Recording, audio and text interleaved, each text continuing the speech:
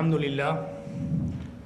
للہ وکفا وسلام علی عبادہ الذین اصطفیٰ خصوصاً سیدنا محمد المصطفیٰ صلی اللہ علیہ وسلم وعلی ازواجہ وذریاتہ وصحبہ اجمعین اما بعد فاعوذ باللہ من الشیطان الرجیم بسم اللہ الرحمن الرحیم یا ایہا الذین آمنوا ارکعوا واسجدوا وعابدوا ربکم وافعلوا الخیر لعلکم تفلحون وجاہدوا فی اللہ حق جہادہ هو اجتباکم وما جعل علیکم فی الدین من حرج ملۃ ابیکم ابراہیم هو سماکم المسلمین من قبل وفی ھذا لِيَكُونَ الرَّسُولُ شَهِيدًا عَلَيْكُمْ وَتَكُونُوا شُهَدَاءَ عَلَى النَّاسِ فَأَقِيمُوا الصَّلَاةَ وَآتُوا الزَّكَاةَ وَاعْتَصِمُوا بِاللَّهِ هُوَ مَوْلَاكُمْ فَنِعْمَ الْمَوْلَى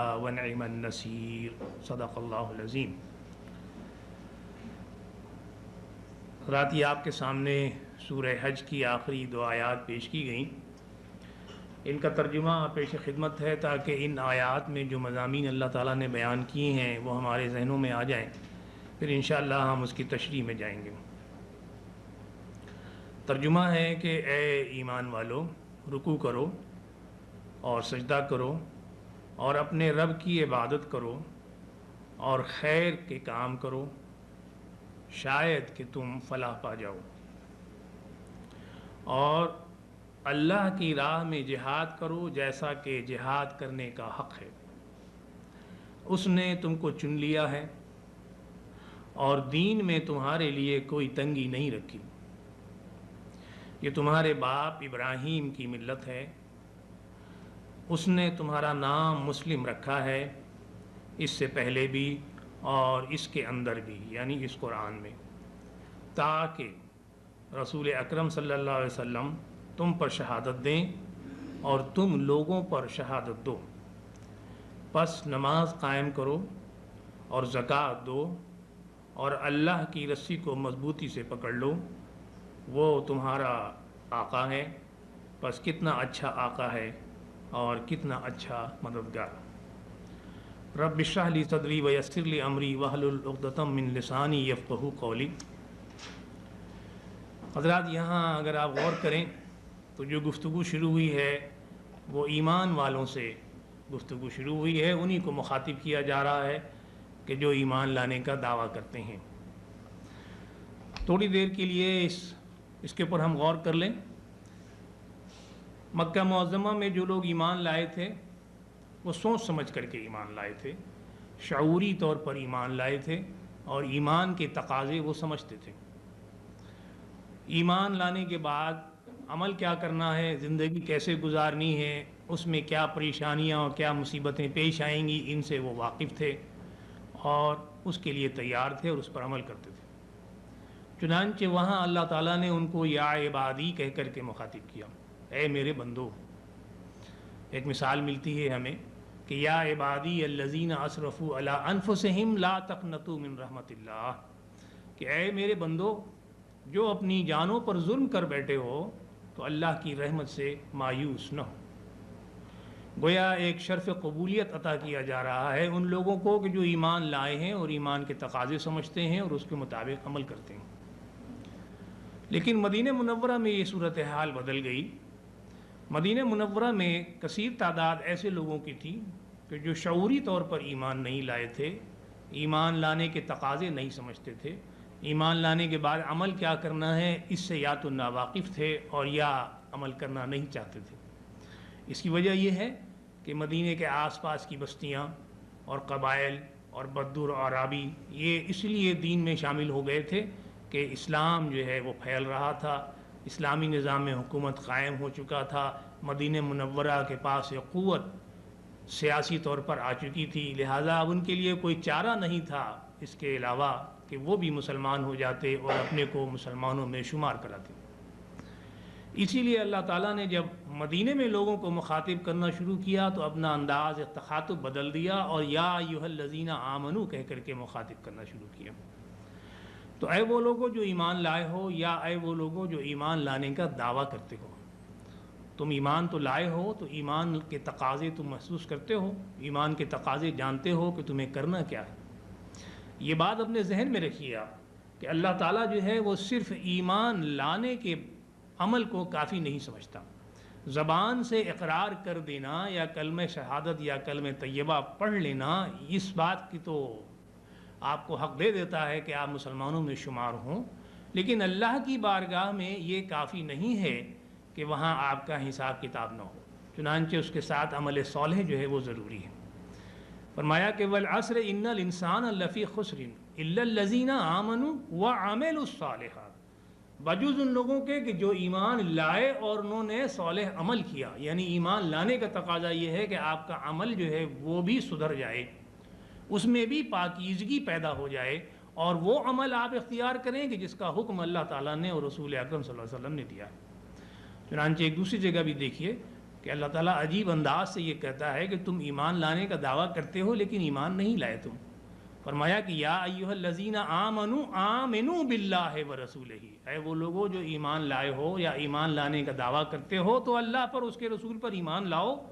اس کے معنی یہ ہیں کہ کچھ کمی ہے، جس کمی کو تمہیں پورا کرنا ہے، اور وہ کمی کیا ہے؟ وہ یہی کہ اعمال کو اپنے درست کرنے، اعمال کو صالح بنانے ہیں، پاکیزہ بنانا ہے، بہتر بنانا ہے، تب جا کر کے کہیں وہ ایمان کا تقاضا پورا ہوتا ہے۔ چنانچہ یہی بات ان دو آیات میں ہمارے سامنے آئی ہیں کہ ہمیں اپنے اعمال کو بہتر بنانا ہے، ایک بات۔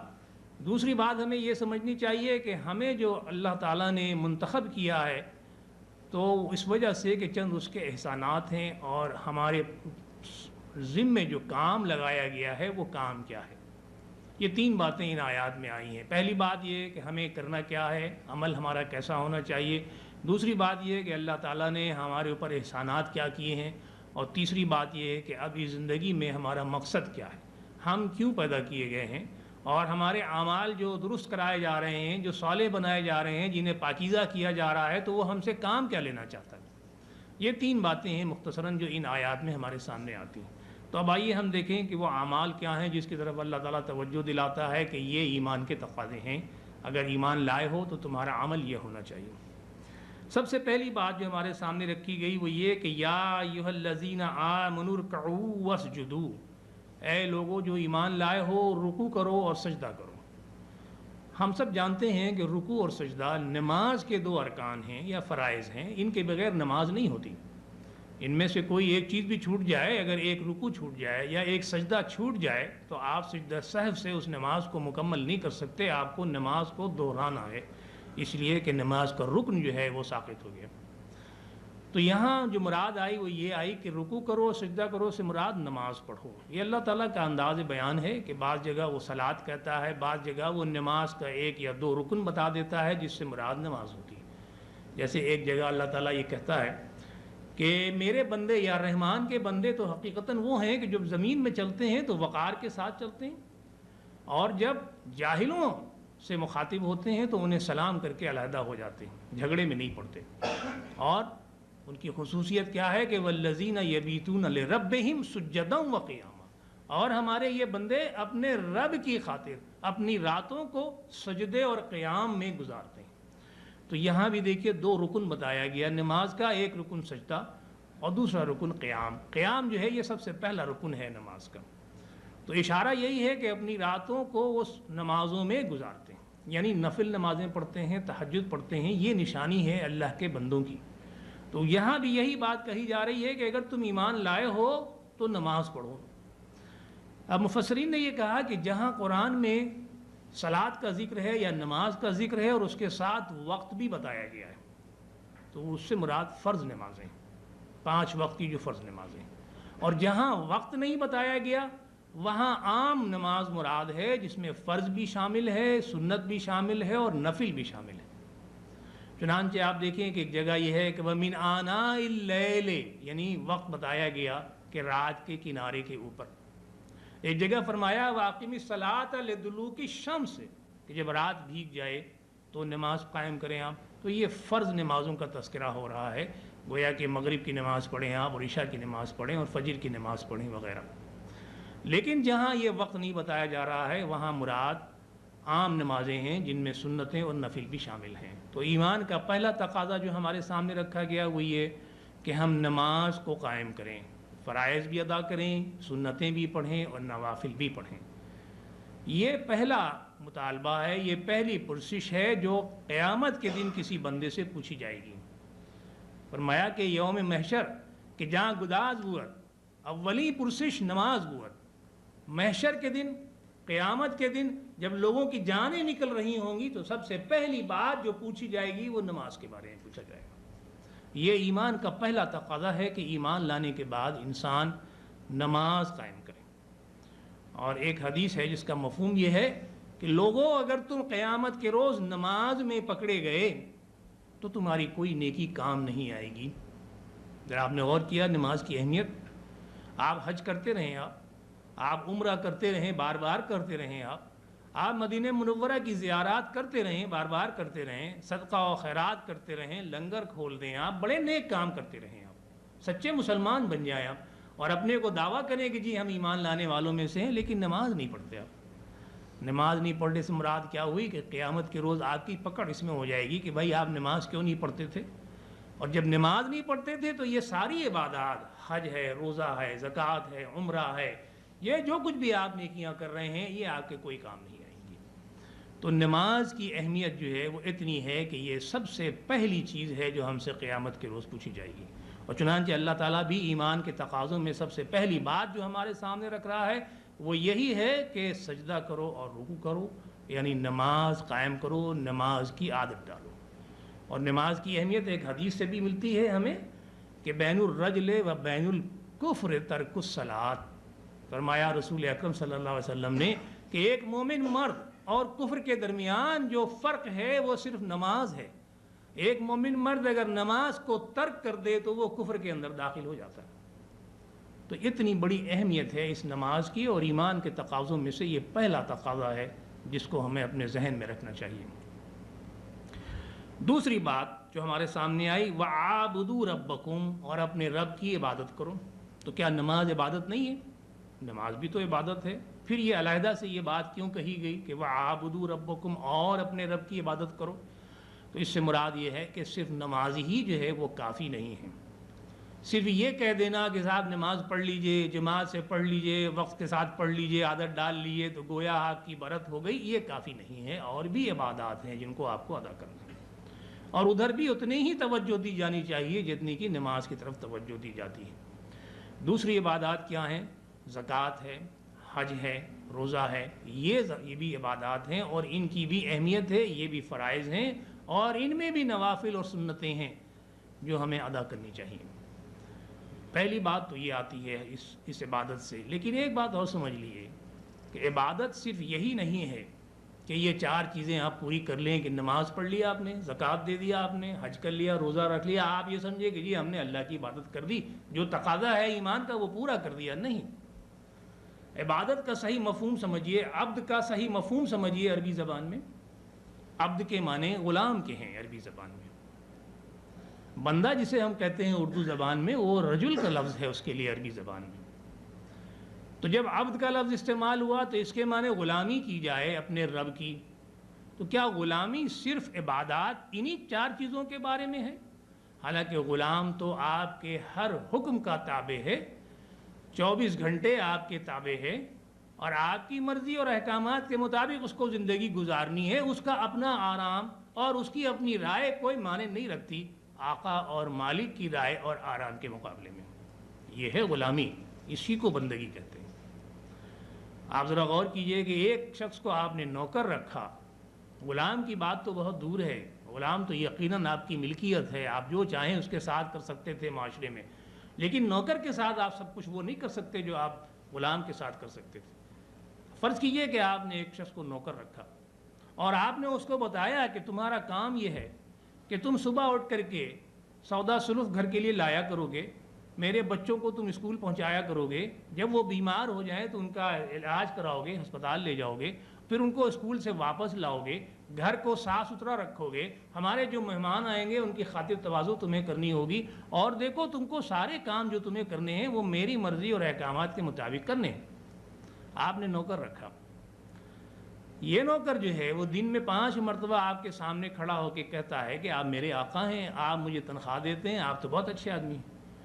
اور جب وہ آپ چلے جاتے ہیں یا وہ آپ کے سامنے سے چلا جاتا ہے تو نہ وہ آپ کے بچوں کو اسکول لے جاتا ہے، نہ گھر سے کے لیے سودا سلف لاتا ہے، بچے بیمار پڑتے ہیں تو ان کا علاج نہیں کراتا، بچے بھوکے ہیں تو ان کے کھانے کا انتظام نہیں کرتا، مہمان آتے ہیں تو اسے پرواہ نہیں ہے، اور وہ اپنے کاموں میں لگا ہوا ہے، وہ اپنے اختیار اور اپنی مرضی سے اپنے کام کر رہا ہے، اور لیکن روزانہ آپ کے سامنے 5 وقت حاضر ہو جاتا ہے اور آپ کی تعریف کرتا ہے۔ تو آپ 1 دن برداشت کریں گے، 2 دن برداشت کریں گے، تیسرے دن آپ کیا کہیں گے؟ کہیں گے میاں یہ تم نے کیا ٹرٹر لگا رکھی ہے، تمہارے سپرد جو کام کیے ہیں میں نے اور جس لیے تم کو میں نے ملازم رکھا ہے، نوکر رکھا ہے، ان میں سے تم کوئی کام نہیں کرتے اور تم غائب رہتے ہو اور اپنی مرضی سے سارے کام کر رہے ہو، اور وہ کام کر رہے ہو کہ جس سے میرے اور میری جو خاندان ہے اور اولاد ہے اور جو میرا انٹرسٹ ہے، جو میرا مفاد ہے، وہ مجروح ہو رہا ہے۔ تو بھائی تم نوکری کہیں اور تلاش کر لو، میرے لیے تمہارے لیے میرے گھر میں کوئی جگہ نہیں۔ تو مسلم قوم کی جو صورتحال آج ہے وہ یہی ہے کہ وہ یہ سمجھتی ہے کہ 5 وقت کی نماز ہم نے پڑھ لی ہے، ہم نے زکوٰۃ دے دیا ہے، ہم نے حج کر لیا ہے، ہم نے عمرہ کر لیا ہے، تو ہم نے اللہ تعالیٰ کے ایمان کے تقاضوں کو پورا کر دیا ہے، باقی ہماری زندگی 24 گھنٹے کہاں گزر رہی ہے، کیسے گزر رہی ہے، اس کے لیے ہم کسی کے سامنے جواب دہ نہیں ہیں۔ تو یہ تصور غلط ہے۔ ہم اپنے ہر لمحے کے گزرنے والے لمحے کے میں کیے جانے والے کام کے جواب دہ ہیں اللہ تعالیٰ کی بارگاہ میں، یہی بندگی مراد ہے۔ اب آپ دیکھیے جو میں نے اتنی تفصیل بتائی آپ کو، تو کہاں سے بتائی میں؟ حقیقت یہ ہے کہ اگر عبادت سے مراد صرف یہ 4 چیزیں ہیں تو میں آپ سے پوچھتا ہوں کہ قرآن میں اللہ تعالیٰ نے ایک جگہ کہا کہ یا بنی آدم لا تعبدوا الشیطان، کہ اے انسان، اے بنی آدم، شیطان کی عبادت نہ کرو، لا تعبدوا الشیطان، شیطان کی عبادت نہ کرو۔ تو اب میں آپ سے ایک سوال پوچھتا ہوں کہ شیطان کی عبادت کون کرتا ہے؟ تھوڑی دیر کے لیے یہ مان لیجئے کہ عبادت سے مراد صرف یہی 4 چیزیں ہیں، نماز، روزہ، زکوٰۃ اور حج۔ تو کون شخص ایسا ہے اس دنیا کے اندر جو شیطان کے لیے نماز پڑھتا ہے، جو شیطان کے لیے روزہ رکھتا ہے، جو شیطان کے لیے حج کرتا ہے اور جو شیطان کے لیے زکوٰۃ دیتا ہے؟ ظاہر جواب یہ ہوگا کہ کوئی بھی نہیں، کسی معاشرے میں بھی نہیں، کسی تہذیب میں نہیں، کسی دین میں نہیں، کوئی بھی یہ نہیں کہے گا کہ ہماری یہ عبادات شیطان کے لیے ہیں۔ پھر یہ بات اللہ تعالیٰ نے کیوں کہی کہ اے بنی آدم شیطان کی عبادت نہ کرو؟ اس کے معنی یہ ہیں کہ یہ غلامی اور یہ بندگی، یہ تمہارے اعمال، یہ صبح شام کی تمہاری ایکٹیویٹیز، تمہارا طریقہ کار، یہ شیطان کی اطاعت کے تحت ہو رہا ہے، شیطان کی مرضی کے تحت ہو رہا ہے۔ وہ تمہیں جو اکساتا ہے، تمہیں جو مشورہ دیتا ہے، تمہیں جو ہدایات دیتا ہے، اس کے مطابق تم اپنی زندگی گزار رہے ہو، اس سے بچو۔ تو پتہ یہ چلا کہ جب اللہ تعالیٰ یہ کہتا ہے کہ وَعَابُدُوا رَبَّكُمْ، تو اس کے معنی یہ ہیں کہ اپنے رب کی اطاعت کرو اور اپنی زندگی کو مکمل طور پر اپنے رب کے احکامات کے تابع کر دو۔ اچھا دیکھیے، منطقی طور پر بھی یہ بات بالکل سمجھ میں آنے والی ہے اگر ہم رب کے معنی سمجھ لیں۔ رب کے معنی پالنے والے کے ہیں۔ پالتا کون ہے؟ وہ شخص پالنے والا کہلاتا ہے جو آپ کی ضروریات زندگی کو مہیا کرتا ہے، جو آپ کی زندگی گزارنے کے لیے سہولتیں فراہم کرتا ہے، اسی کو رب کہا جاتا ہے۔ ماں جو ہے اگر اپنے بچے کی رزق کا سامان مہیا کرتی ہے اور اس کے لیے ساری ضروریات مہیا کرتی ہے تو وہ ربہ کہلاتی ہے۔ اور جو شخص اپنے گھر کے افراد کے لیے ضروریات زندگی مہیا کرتا ہے، سہولتیں مہیا کرتا ہے، کھانا پینا مہیا کرتا ہے، رہائش مہیا کرتا ہے، علاج اور دوا مہیا کرتا ہے، وہ رب البیت کہلاتا ہے۔ تو اللہ تعالیٰ کیا کہہ رہا ہے؟ کہہ رہا ہے کہ اپنے رب کی، تمہارا رب کون ہے؟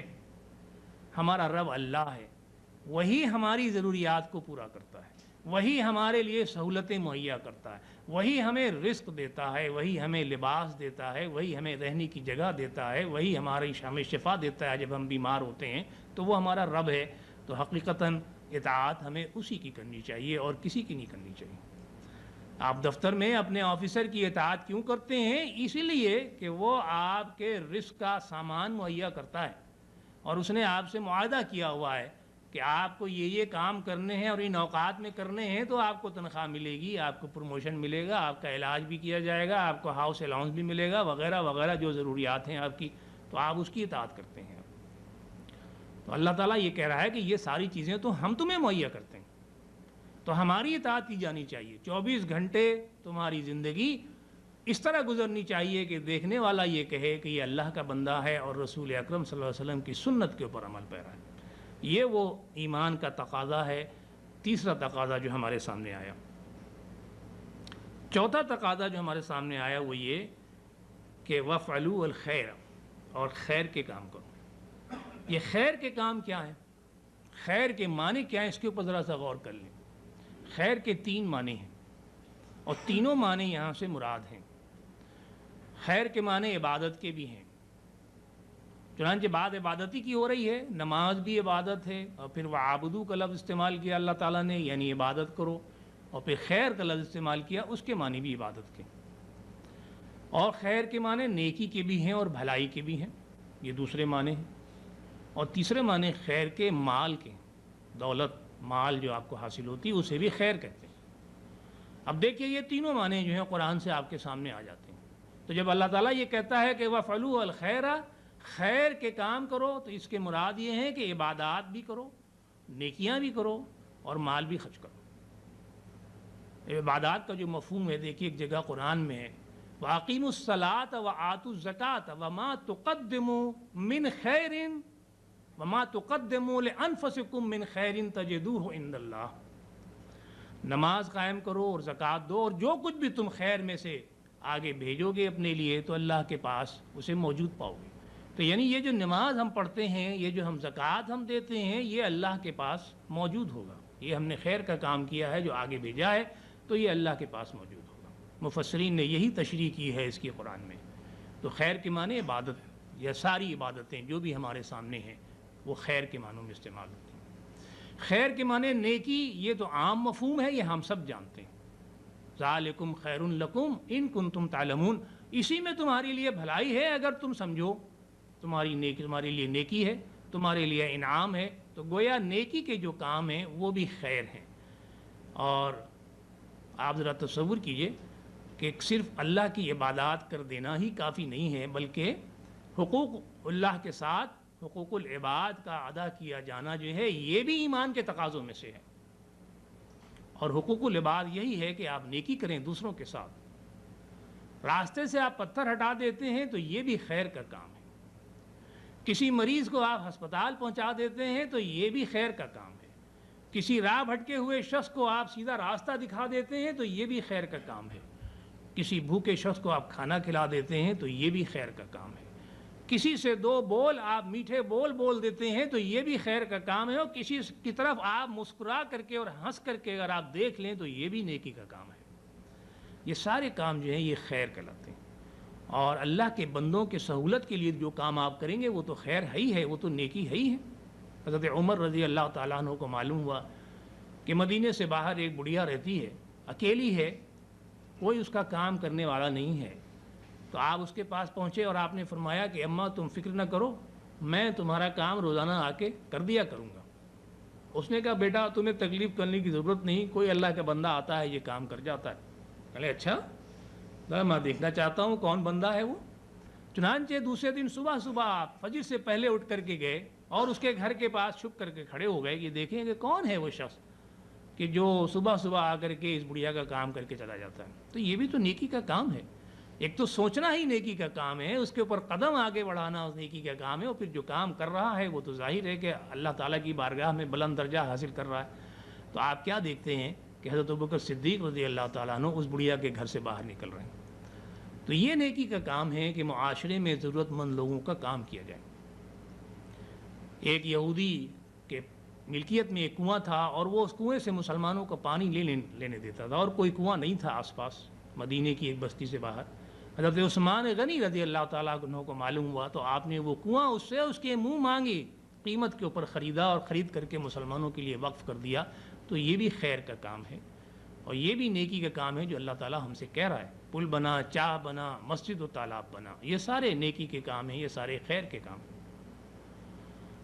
اب دیکھیے وہ مال کی بات ہے، وَفْعَلُوا الْخَيْرَ، مال خرچ کرو. یہ بھی قرآن نے ہمیں بتایا ہے کہ خیر کے معنی مال کے بھی ہیں. یعنی یہ نہ سمجھیں آپ کہ خیر کے کام صرف وہی ہیں کہ جو آپ محنت سے کر دیں.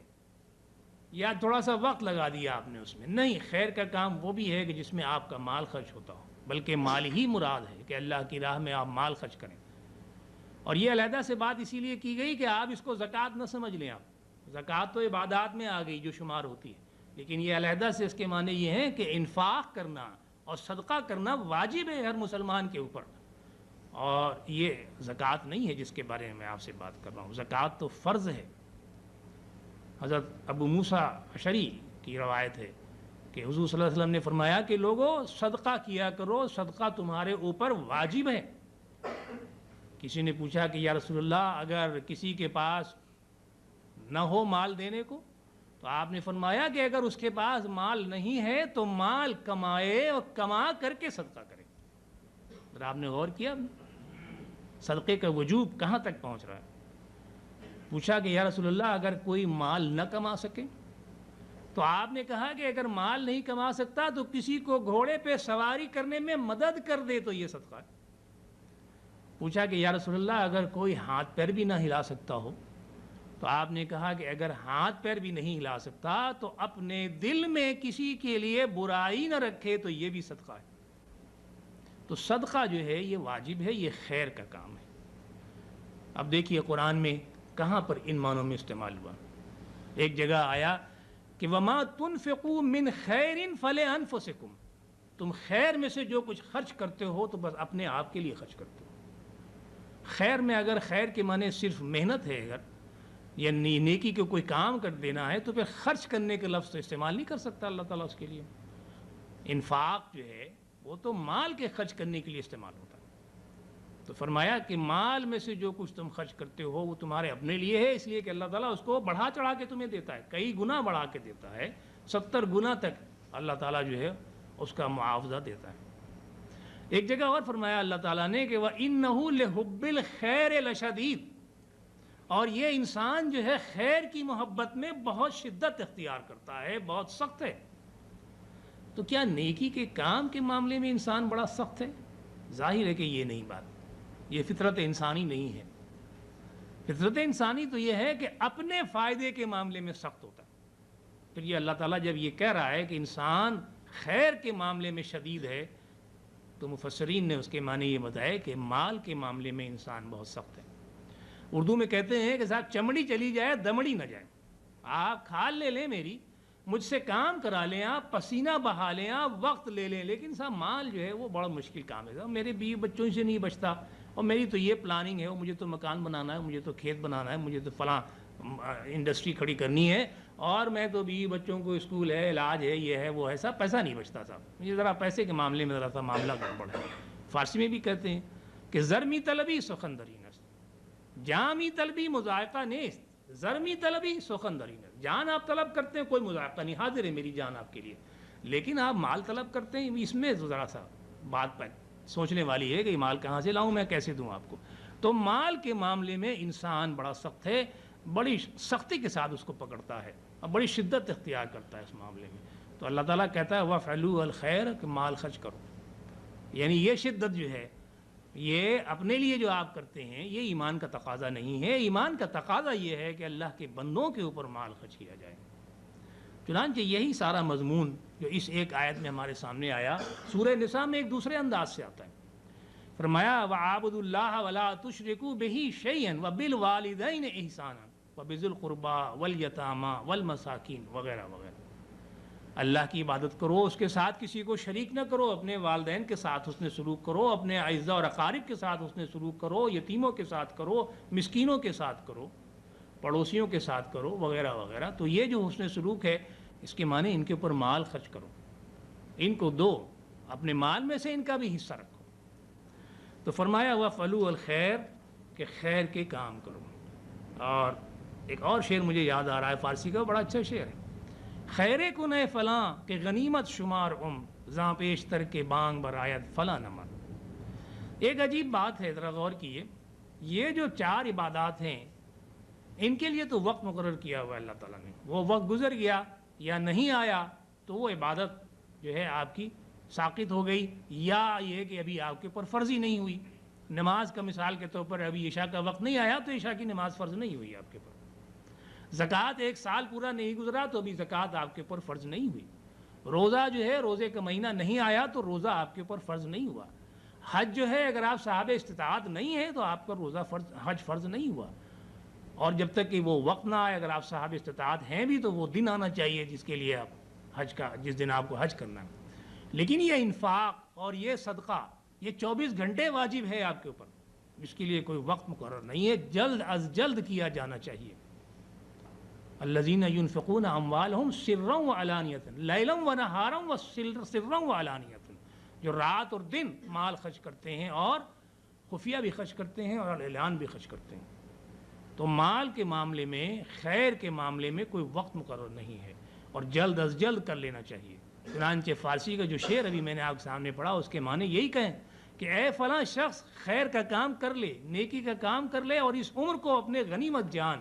ہمیں نہیں معلوم کہ اگلے لمحے کیا ہونے والا ہے، ہمیں نہیں معلوم کہ ہم میں سے کتنے لوگ جو ہیں وہ اپنے گھر تک پہنچ پائیں گے، ہمیں نہیں معلوم کہ ہم میں سے کتنے لوگ اس کمرے سے باہر جا سکیں گے. چنانچہ اپنی اس عمر کو غنیمت جانیے اور مال خرچ کیجیے اس سے پہلے کہ آپ کے لیے یہ آواز لگائی جائے معاشرے میں کہ فلاں صاحب بہت اچھے تھے، گزر گئے، مرحوم ہو گئے. تو یہ بہت اچھا شعر ہے، یہ پوری غمازی کرتا ہے ہمارے لیے، ہمیں تعلیم دیتا ہے اس بات کی کہ مال ہم کو ہر وقت خرچ کرنا چاہیے اللہ کی بارگاہ میں، اور جو وقت بھی ہمارے پاس ہے اس کو غنیمت جانے ہم اللہ کی راہ میں مال خرچ کریں. پھر فرمایا کہ لعلکم تفلحون، شاید کہ تم فلاح پا جاؤ. یعنی یہاں بھی یہ ہے کہ یہ اللہ کا فضل ہوگا کہ وہ ہمیں فلاح دے دے، لیکن ایمان کے تقاضے یہ ہیں کہ یہ 4 کام ہمیں کرنے چاہیے اپنی زندگی میں. لیکن یہی کافی نہیں ہے بلکہ اور بھی ایک تقاضا آ رہا ہے آگے. فرمایا وجاہدوا فی اللہ حق جہادہ. فی اللہ کے معنی فی سبیل اللہ، لفظ سبیل جو ہے یہاں پر چھپا ہوا ہے. اللہ کی راہ میں جہاد کرو جیسا کہ جہاد کرنے کا حق ہے. یہ 5واں تقاضا ہے ایمان کا جو ہمارے سامنے اللہ تعالیٰ رکھ رہا ہے. اس بات کو اپنے ذہن نشین کر لیجئے کہ اگر آپ نماز بھی پڑھتے ہیں، روزہ بھی رکھتے ہیں، زکوٰۃ بھی دیتے ہیں، حج بھی کرتے ہیں، مال بھی خرچ کرتے ہیں اللہ کی بارگاہ میں، 24 گھنٹے اللہ کی اطاعت کرتے ہیں، آپ اپنی ساری زندگی اللہ کے احکامات کے مطابق اور رسول اکرم صلی اللہ علیہ وسلم کی سنت کے مطابق گزارتے ہیں، لیکن اللہ کی راہ میں آپ جہاد نہیں کرتے، تو اس کے معنی ایمان کا ایک ایسا تقاضا ہے جو آپ پورا نہیں کرتے. اور جہاد بہت اہم بات. پوچھا کسی نے رسول اکرم صلی اللہ علیہ وسلم سے کہ سب سے اچھا عمل کیا ہے؟ آپ نے فرمایا سب سے اچھا عمل یہ ہے کہ وقت پر نماز کو ادا کیا جائے. پوچھا اس کے بعد پھر فرمایا کہ والدین کے ساتھ حسن سلوک کیا جائے. پوچھا اس کے بعد فرمایا کہ اللہ کی راہ میں جہاد کیا جائے. تو یہ اہمیت ہے اس جہاد کی کہ اللہ کی راہ میں جہاد کرنا. ایک حدیث میں آیا کہ حضور صلی اللہ علیہ وسلم نے فرمایا کہ جس شخص کی موت آئی اور اس حالت میں آئی کہ اس نے اپنی زندگی میں جہاد کی اور شہادت کی تمنا تک نہیں کی تو اس کی موت نفاق کی موت ہے. آپ نے ذرا غور کیا اس کی اہمیت کہ اگر ہم جہاد کی بات نہیں کرتے، اس کی تمنا نہیں کرتے، اس کے لیے جد و جہد نہیں کرتے اللہ کی راہ میں، تو ہماری جو موت آتی ہے ہماری موت میں اور منافق کی موت میں کوئی فرق نہیں. تو یہ ہماری ایمان کے تقاضوں میں سے ایک اہم تقاضا ہے کہ اللہ کی راہ میں جہاد کیا جائے. اب جہاد مختلف انداز سے ہوتے ہیں. لفظ جہد سے جہاد بنا ہے. 2 لفظ ہیں عربی زبان میں، ایک جہد ہے اور ایک سعی ہے. سعی کے معنی بھی کوشش کرنے کے ہیں اردو میں، اور جہد کے معنی بھی کوشش کرنے کے، لیکن تھوڑا سا فرق ہے دونوں کے معنوں میں. آپ جانتے ہیں اردو زبان تو تنگ دامنی کا شکار ہے، لیکن عربی زبان جو ہے وہ تنگ دامنی کا شکار نہیں ہے. اس کے پاس اگر 2 یا 3 یا 4 الفاظ ہیں تو تھوڑے تھوڑے معنی بدلے ہوئے ہوتے ہیں اس کے. صحیح کے معنی وہ کوشش ہے، وہ دوڑ دھوپ ہے کہ جس میں کوئی رکاوٹ نہیں پڑتی، آپ کے خلاف کوئی کام نہیں کر رہا ہے، وہ صحیح ہے. جب آپ عمرہ کرنے جاتے ہیں اور صفا و مروہ کے درمیان میں آپ چلتے ہیں یا دوڑتے ہیں تو اسے صحیح کہا جاتا ہے، اس لیے کہ کوئی آپ کو روکتا نہیں ہے، وہاں پر کوئی رکاوٹ نہیں پیدا ہوتی آپ کے لیے. لیکن جہد میں جو تصور ہے وہ یہ کہ آپ ایک کام کرنا چاہتے ہیں، دوسرا آپ کو روکتا ہے اس کام سے، منع کرتا ہے کہ نہیں تم یہ نہیں کر سکتے، اور پھر آپ کو کرنا ہے. تو اسی لیے لفظ جد و جہد 2 لفظ استعمال کیا جاتا ہے، دونوں کی یہی مفہوم ہے کہ آپ کوشش کر رہے ہیں، دوسرا آپ کے خلاف کوشش کر رہا ہے، آپ پھر کوشش کر رہے ہیں، وہ آپ کے خلاف کوشش کر رہا ہے. تو گویا ایک مقابلہ ہے. اللہ کی راہ میں آپ کوشش کر رہے ہیں اور دوسرا جو ہے وہ طاغوت کی راہ میں کوشش کر رہا ہے یا اپنے مفاد کی راہ میں کوشش کر رہا ہے۔ تو یہاں لفظ جہاد جو ہے اسی جہد سے بنا ہے کہ اس میں جب آپ کام کرنے جائیں گے اللہ کی راہ میں تو آپ کے راستے میں رکاوٹیں آئیں گی، آپ کو روکا جائے گا، آپ کو برا بھلا کہا جائے گا، آپ کے خلاف طاقت استعمال کی جائے گی، اور چنانچہ آپ بھی اللہ کی راہ میں جب جہاد کرنے چلیں تو آپ بھی یہ سارے طریقے اختیار کریں۔ مرحلے ہیں، ڈگری کا فرق ہے، اس کا فرق ہے کہ کون سا معاملہ کس مرحلے تک لے جایا جا سکتا ہے اور ہماری کتنی صلاحیت ہے اس کے مطابق۔ چنانچہ ایک حدیث ہمیں ملتی ہے کہ من را منکم منکرا فلیغیر بیدہ فإن لم یستطع فبلسانہ فإن لم یستطع فبقلبہ وذالک اضعف الایمان۔ تم میں سے کوئی اگر منکر ہوتا ہوا دیکھے، برا کام ہوتا ہوا دیکھے تو اس کو ہاتھ سے روکے، ہاتھ سے بدلے، یغیرہ بدل دے اسے، یعنی اچھائی میں بدلنے کی کوشش کرے ہاتھ سے، بے یدہی اپنے ہاتھ سے۔ لیکن اگر اس کی استطاعت نہ رکھتا ہو تو اپنے زبان سے اس کو برا کہے کہ بھئی یہ نہیں ہونا چاہیے، تم کو یہ کام جو تم کر رہے ہو یہ غلط ہے، یہ منکر ہے، یہ اللہ اور رسول کی تعلیمات کے خلاف ہے، یہ ایسا نہیں ہونا چاہیے۔ لیکن اگر آپ اتنی استطاعت بھی نہیں رکھتے، اتنی قوت بھی نہیں رکھتے تو کم سے کم دل میں اس کو برا جانے کہ یہ برا کام ہو رہا ہے، یہ نہیں ہونا چاہیے۔ لیکن یہ اگر آپ کہیں کہ بات یہاں تک ختم ہو جائے تو یہ تو بڑا آسان ہے، ہر شخص دل میں کہے صاحب میں تو دل میں برا سمجھتا ہوں، لیکن یہ کہ میرے پاس تو قوت نہیں، استطاعت نہیں ہے کہ میں اس کو روکوں، یا زبان سے کہوں تو حالات بڑے بگڑ جائیں گے، مجھے تو لینے کے دینے پڑ جائیں گے۔ تو لیکن حضور صلی اللہ علیہ وسلم نے فیصلہ کر دیا کہ جو لوگ صرف دل میں برا جانتے ہیں تو وہ ایمان کا کمزور ترین درجہ ہے ان کا، ذالک اضعف الایمان، یہ ایمان کا کمزور ترین درجہ ہے۔ اب ذرا غور کیجئے، جو بات اس میں آئی وہ یہ کہ آپ نماز پڑھتے ہوں پابندی کے ساتھ، جماعت کے ساتھ، آپ گشت پہ بھی نکلتے ہوں، آپ سب کچھ کرتے ہوں، لیکن اگر آپ برائی کو نہیں روکتے اور برائی کو برا نہیں کہتے اور صرف دل میں برا جانتے ہیں آپ، تو آپ کا تو ایمان ویسے ہی حضور اکرم صلی اللہ علیہ وسلم نے فیصلہ کر دیا کہ کمزور ترین ایمان ہے آپ کا۔ آپ ایمان کی کیا بات کرتے ہیں؟ ایمان مضبوط اس کا ہوتا ہے، ایمان اس کا طاقتور ہوتا ہے جو اللہ کی راہ میں جہاد کرنے کے لیے ہمہ وقت تیار ہو، نقصان اٹھانے کے لیے تیار ہو، تکلیف برداشت کرنے کے لیے تیار ہو، پھر وہ ہے اصل میں ایمان۔ چنانچہ یہ جہاد اپنے ذات سے شروع ہونا چاہیے، اپنے نفس سے شروع ہونا چاہیے۔ ہمارا نفس ہمیں اکساتا ہے برے کاموں کے اوپر، جس کو نفس امارہ ہم کہتے ہیں، اکسانے والا نفس۔ موقع دیکھ لیجئے، حالات دیکھ لیجئے، تھوڑا سا برا کام کر لیجئے، جی کیا فرق پڑتا ہے، کون دیکھ رہا ہے؟ اور جی دنیا کر رہی ہے ہم بھی نہ کریں، ہم تو بیوقوف ہیں کیا پھر ہم؟ اور صاحب دنیا کر رہی ہے، اگر ہم نہ کریں گے تو ہمارا کام نہیں ہوگا، دنیا میں ہم زندگی کیسے گزاریں گے؟ یہ ہمارا نفس ہے جو ہمارے سامنے مختلف دلائل رکھتا ہے، اس کو قابو میں کرنا ہے۔ فرمایا کہ نہنگو اژدہاؤ شیر نر مارا تو کیا مارا، بڑے موذی کو مارا نفس امارہ کو گر مارا۔ آپ نے شیر اور چیتا اور اژدہا مار لیا تو کوئی بہادری کا کام نہیں ہے، ہر شخص مار رہا ہے آج کل، اور دور سے کھڑے ہو کے آپ مار سکتے ہیں، اب تو آپ کے ہاتھ میں پسٹل ہے، رائفل ہے، آپ دور سے مار دیے، کوئی بہادری کی بات ہی نہیں ہے، وہ ویسے ہی مر جائے گا گولی لگنے سے۔ اصل بہادری یہ ہے انسان کی کہ وہ اپنے نفس امارہ کو کچلے، اس کو اپنے قابو میں رکھے، اور اللہ کی اطاعت کی خاطر اپنے نفس کو قابو میں رکھے۔ یہ پہلا مرحلہ ہے جہاد کا۔ دوسرا مرحلہ آتا ہے کہ اپنے بیوی بچوں کے ساتھ، اپنے والدین کے ساتھ جہاد کریں۔ وہ آپ کو روکیں گے، وہ آپ کے راستے میں پتھر بن کے کھڑے ہو جائیں گے، نہیں جی ہمیں تو یہ چاہیے، ہمیں تو زیور چاہیے، ہمیں تو VCR چاہیے، ہمیں تو فلاں چیز چاہیے۔ اب آپ کی ذریعہ آمدنی اتنی نہیں ہے، ایسا نہیں ہے کہ آپ ان کی خواہشات کو پورا کر سکیں، چنانچہ ان کے ان مطالبات کو پورا کرنے کے لیے اور اپنا سوشل اسٹیٹس بڑھانے کے لیے آپ ہر وہ جائز و ناجائز کام کرنے لگ جاتے ہیں جس کو معاشرہ برا کہتا ہے۔ تو آپ کو یہاں جدوجہد کرنی ہے کہ نہیں، جو ہمارا ذریعہ آمدنی ہے، جتنا ہم لا سکتے ہیں، حلال روزی کما سکتے ہیں، ہمیں زندگی اتنی میں گزارنی ہے۔ یہاں آپ کو ایک سٹینڈ لینا ہے، ایک استقامت دکھانی ہے، آپ کو یہ جہاد کرنا ہے۔ جب آپ گھر سے باہر نکلتے ہیں تو اپنے محلے میں، پڑوس میں، دوست احباب میں، دفتروں میں، شہر میں، ملک میں آپ کو جہاد کرنا ہے کہ اللہ کے احکامات یہاں نافذ ہوں۔ اللہ کے احکامات نافذ ہوں گے تو ہمارے لیے زندگی گزارنا اسلام کے مطابق آسان ہوگا، اور اللہ کے احکامات نافذ نہیں ہوں گے اگر معاشرے میں، تو یقیناً ہمارے لیے زندگی گزارنا مشکل ہوگا۔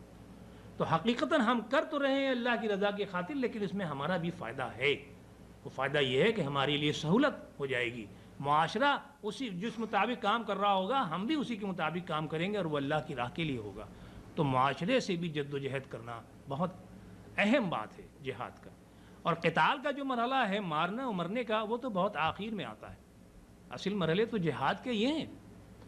حضور اکرم صلی اللہ علیہ وسلم نے فرمایا کہ وہ شخص کہ جو ایک رات کی چوکی داری یا پہرا اپنے گلی کا اس لیے دیتا ہے کہ اللہ کے بندوں کو شر و فساد سے محفوظ رکھے تو اس کا اجر اس کے لیے اس سے زیادہ ہے جو اس دنیا میں اور دنیا کے اندر جو کچھ ہے اس سے زیادہ اجر ہے اس شخص کے لیے.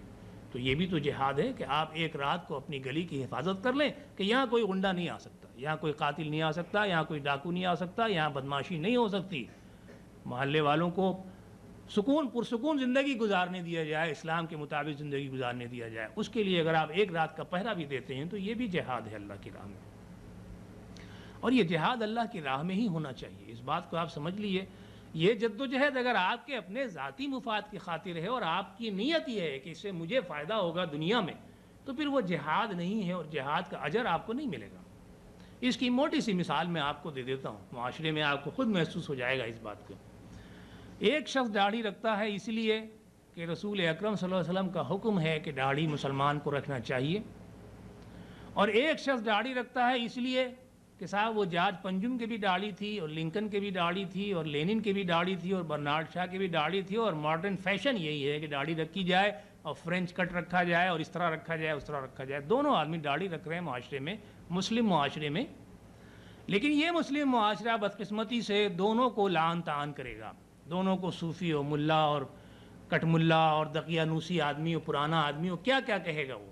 اس لیے کہ مسلم معاشرہ جو ہے وہ یہ نہیں پوچھتا کہ تم مسلمان ہو کہ نہیں, وہ تو یہ دیکھتا ہے کہ آپ نے داڑھی رکھ لی تو آپ اس کی نظر سے اتر گئے کہ یہ شخص جو ہے بالکل ہی گیا گزرا آدمی ہے. یہ بدقسمتی سے غیر مسلم معاشرے میں داڑھی رکھنے سے آپ کو وہ تکلیف نہیں ہوتی جو مسلم معاشرے سے ہوتی. لیکن اگر آپ یہ تکلیف اس لیے برداشت کر رہے ہیں کہ رسول اکرم صلی اللہ علیہ وسلم کا حکم ہے اور ان کی سنت ہے تو آپ جہاد کر رہے ہیں اس معاشرے سے اور آپ کو اس کا اجر ملے گا. لیکن یہ تکلیف آپ اس لیے برداشت کر رہے ہیں کہ آپ مغرب کے فیشن کی نقالی کر رہے ہیں یا لنکن کی نقالی کر رہے ہیں یا برنارڈ شاہ کی نقالی کر رہے ہیں, تو یہ دنیاوی تکلیف تو آپ اٹھا ہی رہے ہیں, آخرت میں بھی آپ کو اس کا کوئی اجر نہیں ملے گا, اس لیے کہ آپ اللہ کی خاطر رسول اکرم صلی اللہ علیہ وسلم کی خاطر یہ جد و جہد نہیں کر رہے ہیں. تو یہ فرق ہے فی سبیل اللہ کے معنی آپ سمجھ لیجئے کہ جب جہاد کر رہے ہیں آپ کوئی تکلیف اٹھا رہے ہیں تو نیت کیا ہے, کس کی رضا کی خاطر, کس کی اطاعت کی خاطر آپ یہ کام کر رہے ہیں. تو فرمایا کہ وجاہدوا فی اللہ حق جہادہ, جہاد کرو اللہ کی راہ میں جیسا کہ جہاد کرنے کا حق ہے. آگے فرمایا کہ هو اجتباکم, اس نے تم کو چن لیا ہے. اب یہاں سے اللہ تعالیٰ کے احسانات شروع ہیں کہ تمہیں یہ کام کرنے ہیں اور ہم نے تم کو جو درجہ عطا کیا ہے وہ بھی ذرا غور کر لو کہ ہم نے تم کو چن لیا ہے. یہاں یہود بھی ہیں, نصارہ بھی ہیں, مشرکین بھی ہیں اور دہریے بھی ہیں اور آتش پرست بھی ہیں. ان ساری امتوں کے درمیان ہم نے تمہیں چنا ہے اپنی خلافت کے لیے اور اپنی نیابت کے لیے. تو یہ ایک اللہ تعالیٰ کا بڑا احسان ہے جو امت مسلمہ کے اوپر اس کا ہے اور جو وہ بتا رہا ہے کہ ہم نے تمہیں چنا ہے اس کام کے لیے. فرمایا وما جعل علیکم فی الدین من حرج, اور تمہارے دین میں ہم نے کوئی تنگی نہیں رکھی. یہ دوسرا احسان ہے جو اللہ تعالیٰ بتا رہا ہے. ذرا غور کیجئے کہ ہمارے دین میں تنگی کس طرح نہیں ہے. 3 باتیں میں آپ کے سامنے رکھتا ہوں اس سلسلے میں. پہلی بات تو یہ کہ بقیہ دیگر مذاہب میں یا دیگر معاملات کو اگر آپ تہذیب کو دیکھیں تو وہاں انسان در در کی ٹھوکر کھاتا ہے. کسی نے 3 خدا بنا لیے ہیں, کسی نے خدا کا بیٹا بنا لیا ہے, کسی کے یہاں بے شمار خدا ہیں, کوئی جو ہے دنیاوی خداؤں کو لیے بیٹھا ہوا ہے, کوئی پیڑ کو پوج رہا ہے, کوئی دریا کو پوج رہا ہے, کوئی مصیبتوں کو پوج رہا ہے. لیکن اسلام ایک وہ مذہب ہے کہ جس نے آپ کو سارے جھوٹے خداؤں سے علیحدہ کر کے صرف ایک خدا کی پرستش کی طرف بلایا. تو یہ اس کا بڑا احسان ہے کہ آپ در در کی ٹھوکریں کھانے سے بچ گئے. وہ ایک سجدہ جسے تو گراں سمجھتا ہے 1000 سجدوں سے دیتا ہے آدمی کو نجات. تو آپ ہزاروں سجدوں سے بچ گئے, صرف ایک سجدہ آپ کا باقی رہا کہ اللہ کی بارگاہ میں سجدہ کریں. اور پھر خاص بات یہ دیکھیے, بڑا اچھا شعر ہے, پانی پانی کر گئی مجھ کو قلندر کی یہ بات, جب جھکا تو غیر کے آگے نہ تن تیرا نمن. اسلام نے ہم کو جو تعلیم دی ہے وہ یہ کہ آپ کا اپنا نفس جو ہے یہ عزت رکھتا ہے. یہ وقار رکھتا ہے، اور آپ اپنے نفس کو مجروح نہ کریں، اپنی عزت کو مجروح نہ کریں۔ جب آپ غیر کے آگے جھک جاتے ہیں، دوسرے کے سر پہ در کے اوپر جا کے سجدہ کر دیتے ہیں آپ، تو آپ کا نہ تن آپ کے قابو میں ہے، نہ آپ کا من، نہ آپ کا دل، نہ آپ کا ذہن، اور نہ آپ کا ضمیر، نہ آپ کی عزت نفس آپ کے قابو میں ہے۔ تو اللہ تعالیٰ آپ کو ان چیزوں سے بچاتا ہے اور صرف اللہ کی بارگاہ میں سجدہ کرنے کی دعوت دیتا ہے۔ پہلی بات تو یہ۔ دوسری بات یہ دیکھیے کہ دوسرے مذاہب میں جائیں آپ تو وہاں بڑی مصیبتیں اور پریشانیاں ہیں اور تکالیف ہیں انسانوں کے لیے۔ کوئی کہتا ہے جنگل میں چلے جاؤ، بنواس لے لو۔ کوئی کہتا ہے کہ جی شادی بیاہ چھوڑو، عورتوں سے دور رہو۔ کوئی کہتا ہے جی یہ بچے نہیں ہونے چاہیے۔ کوئی کہتا ہے جی جو دنیا کی زندگی جو ہے یہ ہمارے لیے مصیبت ہے، پریشانی ہے۔ غرض یہ کہ آپ عیسائیت کو دیکھ لیں، ہندو مت کو دیکھ لیں، بدھ مت کو دیکھ لیں، یہودیوں کو دیکھ لیں، آپ جس کو بھی دیکھ لیں، تو انہوں نے زندگی کے عجیب عجیب معیارات بنا رکھے ہیں۔ بدھ مت تو یہ کہتا ہے کہ ساری دنیا کو ترک کر دو اور بیٹھ جاؤ ایک جگہ، بس تپسیا کرتے رہو۔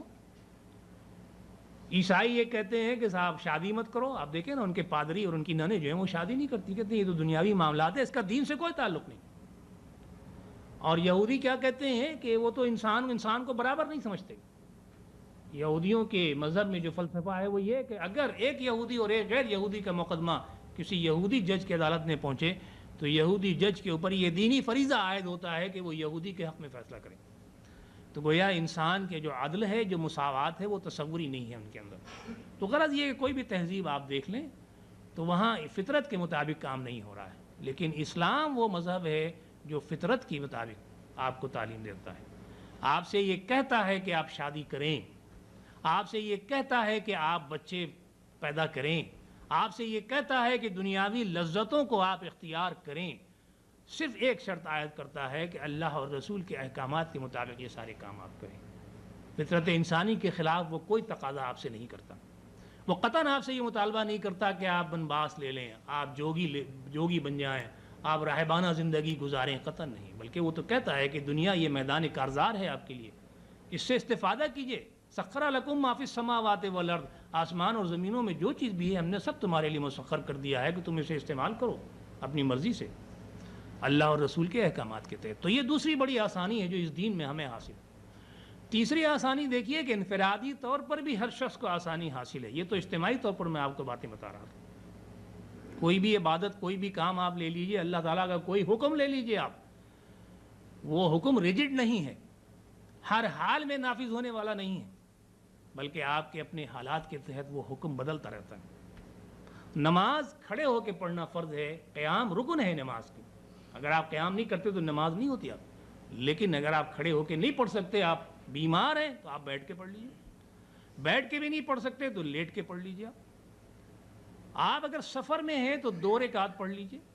اگر خوف کی حالت میں ہیں، جنگ کی حالت میں ہیں، آپ دشمن کے حملے کا خطرہ ہے، موذی جانور کے حملے کا خطرہ ہے، تو 1 رکعت نماز پڑھ لیجیے آپ۔ یہ رعایتیں آپ کو صرف اسلام میں ملیں گی اور کہیں نہیں ملیں گی۔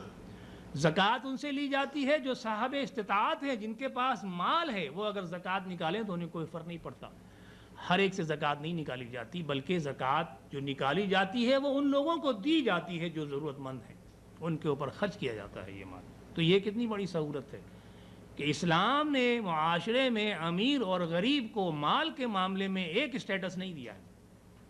ضرورت مند کی ضرورت کو مہیا کیا جاتا ہے، اور جس کے پاس ضرورت سے زیادہ مال ہے اس سے لیا جاتا ہے کہ تم لاؤ اور دوسروں کے اوپر خرچ کرو۔ یہ تو خیر عبادات کی بات ہے۔ میں آپ کو ایک مختصر سا واقعہ سناتا ہوں، بہت دلچسپ واقعہ۔ آپ کو کسی تاریخ میں، کسی مذہب میں، کسی تہذیب میں، کسی جگہ بھی چلے جائیں، آپ کو یہ واقعہ یا اس کے پیرلل کوئی واقعہ نہیں ملے گا، اور اگر ملے آپ کو نظر آئے تو مجھے ہی بتائیے گا، میرے علم میں بھی اضافہ ہوگا کہ اسلام نے کتنی بڑی آسانی انسان کو دی ہے۔ ایک صاحب حضور اکرم صلی اللہ علیہ وسلم کی بارگاہ میں تشریف لاتے ہیں اور کہتے ہیں کہ یا رسول اللہ، مجھ سے آج ایک بڑا گناہ ہو گیا۔ فرمایا کیا گناہ ہو گیا؟ کہنے لگے میں روزہ رکھ کر کے اپنی بیوی کے پاس چلا گیا۔ پوچھا کہ ہاں یہ بات تو ہے، تم کو معلوم نہیں ہے؟ جب معلوم ہے تبھی تو میں آپ کے پاس حاضر ہوا ہوں کہ مجھ سے یہ گناہ ہو گیا، آپ مجھے بتائیے کہ میں اس گناہ کا کفارہ کیسے ادا کروں۔ تو آپ نے فرمایا کہ ایک غلام آزاد کرو۔ فرمایا میں تو غریب آدمی، میرے پاس تو کوئی غلام نہیں ہے۔ میں کہا اچھا، اگر غلام نہیں ہے تو تم 10 مسکینوں کو کھانا کھلاؤ جا کر کے، فرمایا کہ نہیں، میں تو اتنا غریب ہوں کہ میں ایک وقت کا کھانا خود ہی کھا لوں تو بہت کافی ہے، میں 10 مسکینوں کو کھانا کیسے کھلاؤں؟ اب آپ ذرا دیکھیے، ایک شخص جو خود اعتراف کرتا ہے کہ اس سے جرم ہوا ہے اور اس کے اوپر سزا نافذ کی جا رہی ہے، لیکن وہ ہر سزا سے بچ رہا ہے اور رعایت پہ رعایت لیتا چلا جا رہا ہے، اور کس انداز سے لے رہا ہے یہ بھی آپ دیکھیے ذرا. آپ کو دنیا کسی معاشرے میں یہ بات نہیں ملے گی آپ کو، اور آسانی پہ آسانی اسے مہیا کی جا رہی. تو فرمایا کہ 10 مسکینوں کو کھانا کھلاؤ. کہا میں تو جتنا غریب ہوں، میں ایک وقت کا بھی کھانا نہیں کھا سکتا، تو میں 10 مسکینوں کو کہاں سے کھلاؤں؟ تو فرمایا اچھا اگر تم یہ بھی نہیں کر سکتے تو جاؤ 3 دن کے مسلسل روزے رکھو. اب دیکھیے، روزے تو غریب آدمی بھی رکھ سکتا ہے، اس میں کون سی ایسی بات ہے؟ رکھنا چاہیے. اور اسلام کی تو سہولتیں یہی ہیں کہ اسلام نے کوئی ایک سزا کسی بات کے لیے نہیں بتا دی ہے، بلکہ جہاں انسان سے غلطی ہو جاتی ہے اس قسم کی تو مختلف آلٹرنیٹس بتا دیے ہیں کہ اپنی حیثیت کے مطابق وہ کام کرے. لیکن وہ صحابی کیا کہتے ہیں یا رسول اللہ، ایک روزہ رکھ کر کے تو میں اپنے اوپر قابو نہیں پا سکا اور میں بیوی کے پاس چلا گیا. آپ مجھ سے کہہ رہے ہیں میں 3 مسلسل روزے رکھوں، تو مجھے تو خطرہ ہے کہ میں کہیں پھر بیوی کے پاس میں چلا جاؤں. اب آپ نے غور کیا، اب وہ مزید آسانی چاہتے ہیں اور ان کو مزید آسانی دی جاتی. حضور اکرم صلی اللہ علیہ وسلم نے فرمایا کہ اچھا جاؤ بیت المال میں سے 10 مسکینوں کا کھانا لو اور جا کے صدقہ کرو، خیرات کرو اس گناہ کی وجہ سے. اب وہ جاتے ہیں، بیت المال ہے، ان کا اپنا مال نہیں ہے، حکومت کا مال ہے، یہ عوام الناس کا مال ہے. وہاں سے وہ 10 مسکینوں کا کھانا لیتے ہیں، غلہ لیتے ہیں، لیکن وہ خیرات نہیں کرتے. وہ واپس آتے ہیں حضور اکرم صلی اللہ علیہ وسلم کے پاس، کہتے ہیں یا رسول اللہ میرا خیال یہ ہے کہ اس مدینے بستی میں مجھ سے زیادہ غریب کوئی آدمی نہیں ہے، میں کس کو خیرات کروں جا کر. آپ نے ذرا غور کیا، وہ اس مال کو جو انہیں مفت دیا گیا ہے کہ وہ اپنے گناہ کی تلافی کریں، دھو دیں، اس کو بھی وہ تقسیم کرنے پہ تیار نہیں ہیں. کہ کہتے ہیں مجھ سے زیادہ غریب غالباً اس بستی میں کوئی نہیں ہے، میں کسے تقسیم کروں جا کر کے. تو حضور صلی اللہ علیہ وسلم ہنسے. آپ سمجھ گئے کہ بات کیا ہے. آپ نے فرمایا اچھا جاؤ اس غلے کو تم خود ہی کھا لو.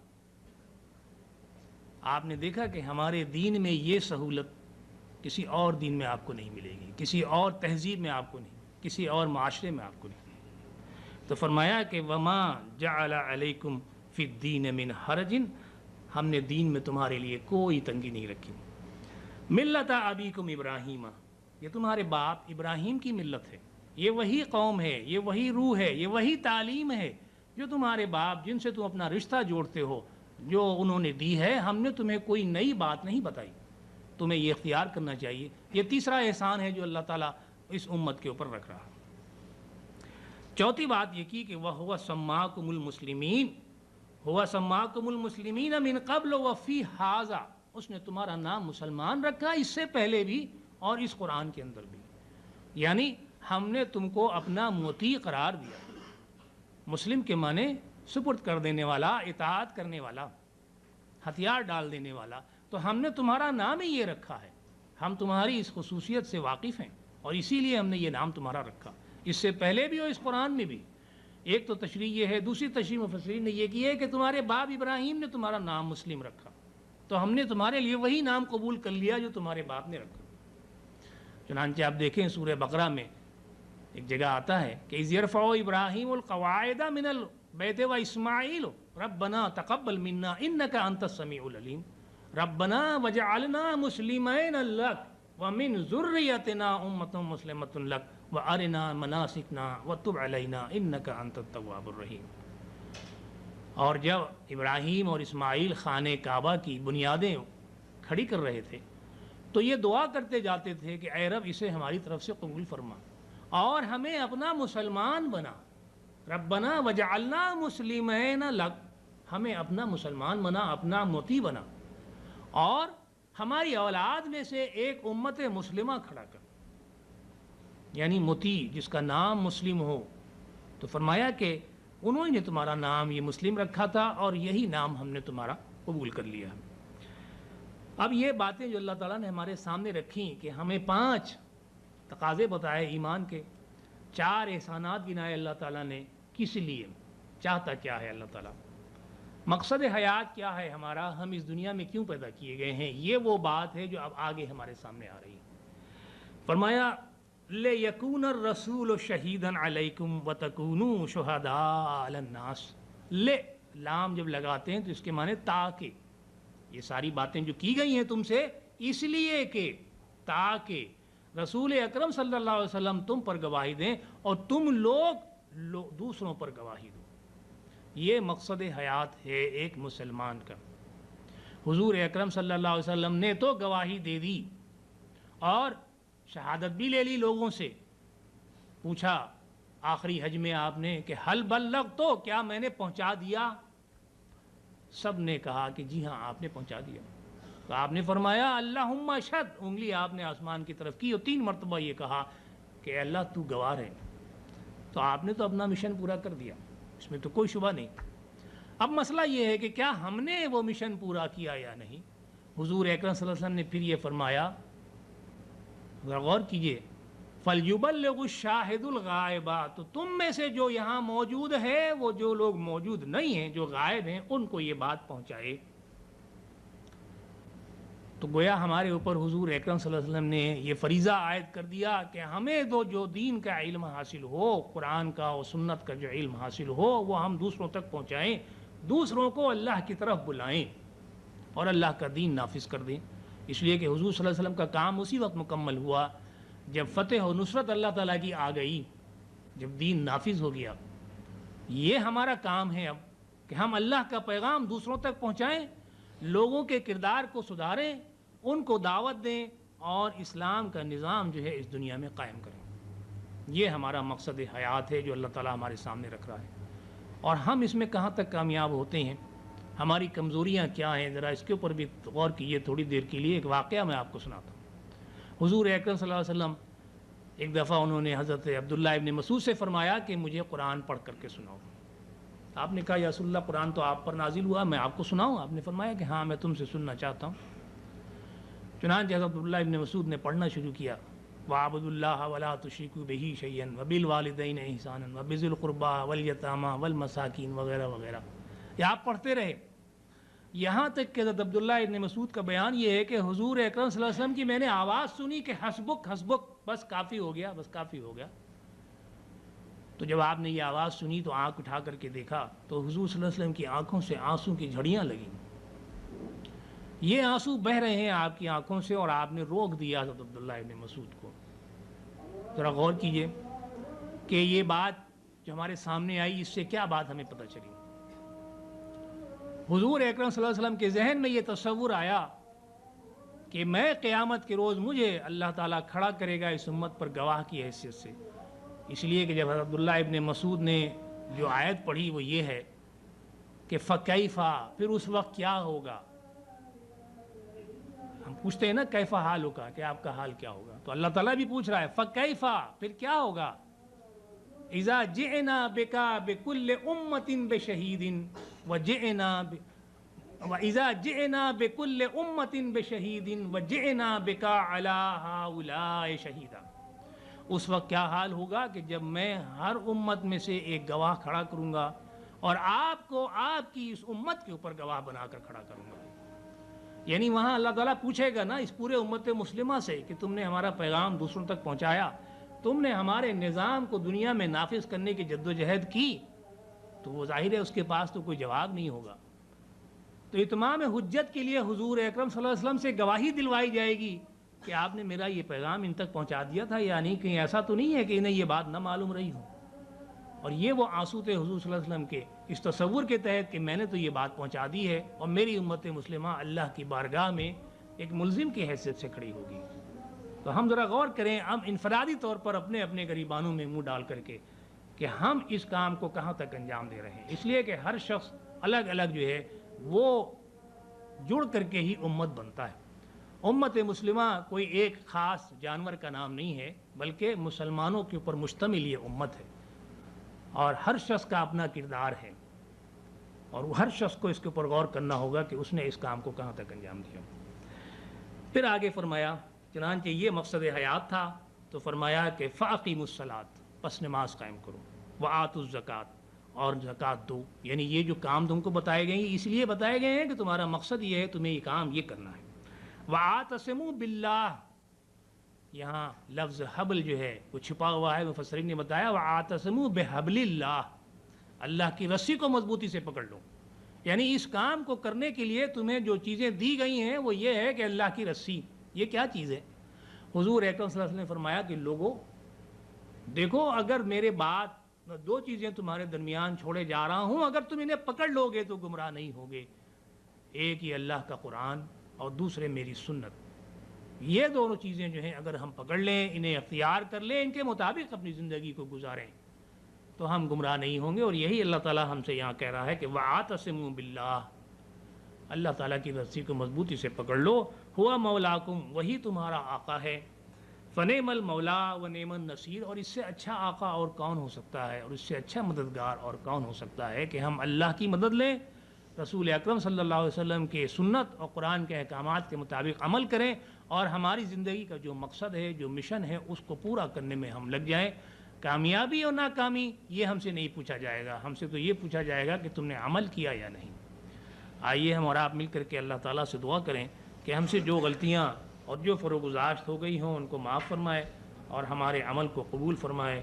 وآخر دعوانا ان الحمد للہ رب العالمین. ادارہ عکس و آواز آڈیو اور ویڈیو کی دنیا میں معروف نام، دروس قرآن و حدیث، حمد باری تعالی، نعت رسول مقبول، نصیحت آمیز تقاریر، تحریکی ترانے اور مشہور نظمیں عرصہ دراز سے آپ کی خدمت میں پیش کر رہا ہے. دعوت و تبلیغ کے لیے ادارہ عکس و آواز ایک منفرد انداز کے ساتھ